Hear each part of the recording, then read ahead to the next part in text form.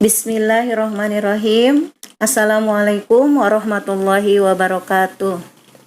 Puji dan syukur marilah kita panjatkan kehadirat Allah Subhanahu wa taala yang telah memberikan nikmat kita, nikmat sehat, iman dan Islam.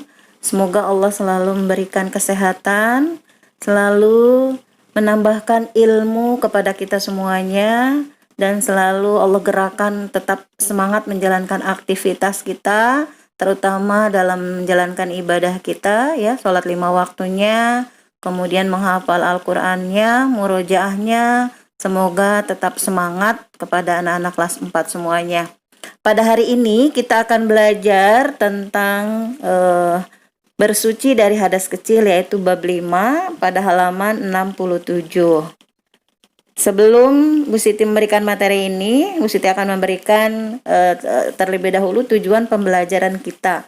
Tujuan pembelajaran hari ini yang pertama adalah agar anak-anak dapat mempraktekkan tata cara bersuci ya dari hadas kecil, kemudian dapat mempraktekkan tata cara berwudu dengan baik dan benar, kemudian sunnah wudu dan batal wudu. Hadas adalah keadaan tidak suci pada diri seseorang muslim yang menyebabkan ia tidak sah atau dilarang untuk melakukan ibadah tertentu. Hadas itu terbagi dua. Yang pertama adalah hadas kecil, kemudian yang kedua adalah hadas besar. Apa sih hadas kecil itu? Hadas kecil adalah keadaan tidak suci yang mewajibkan seseorang untuk melakukan wudhu jika orang tersebut ingin melakukan ibadah sholat misalkan, kemudian tawaf atau membaca Al-Quran. Jadi ketika anak-anak tidak mempunyai wudhu atau misalkan habis buang air kecil, kemudian anak-anak akan melaksanakan sholat misalkan. Nah, itu dinamakan anak-anak tidak mempunyai hadas kecil. Nah, bagaimana caranya? Berarti dengan melakukan wudhu baru anak-anak bisa melaksanakan sholat 5 waktu. Ya, cara bersuci dari hadas kecil adalah dengan cara berwudhu atau bertayamum jika tidak ada air. Kemudian selanjutnya adalah perkara yang menyebabkan hadas kecil atau hal-hal yang membatalkan wudhu.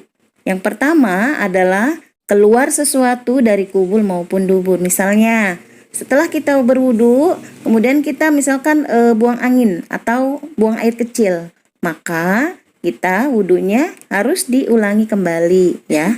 Kemudian yang kedua, hilang akal.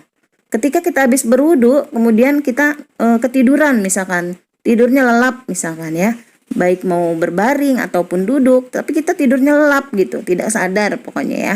Atau hilang akalnya karena pingsan, misalkan tiba-tiba kita pingsan misalkan gitu ya, karena tidak sadar. Atau mabuk misalkan. Nah, itu berarti wudunya batal, maka harus wudu kembali. Kemudian yang membatalkan wudu yang ketiga adalah memegang atau menyentuh kubul atau dubur dengan telapak tangan kita.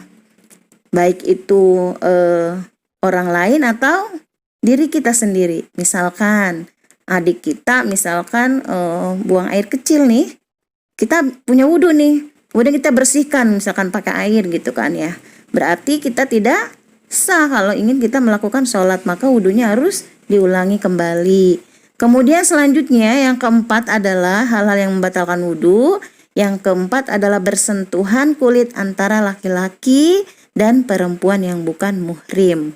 Muhrim itu adalah orang yang haram untuk dinikahi ya. Di dalam surat Al-Maidah dijelaskan ya. Ini sebagian ahli fikih ada yang mengatakan bahwa bersentuhan kulit antara laki-laki dan perempuan yang bukan muhrim tanpa penghalang dapat membatalkan wudhu. Sebagaimana di dalam surat Al-Maidah ayat 6 yang artinya, dan jika kamu sakit atau sakit tidak boleh kena air, atau dalam perjalanan atau kembali dari tempat buang air, atau menyentuh perempuan, maka jika kamu tidak memperoleh air untuk berwudu, maka bertayamumlah dengan debu yang baik. Itu saja yang dapat Bu Siti sampaikan pelajaran pada hari ini. Tugasnya kalian silahkan catat di buku catatan ya.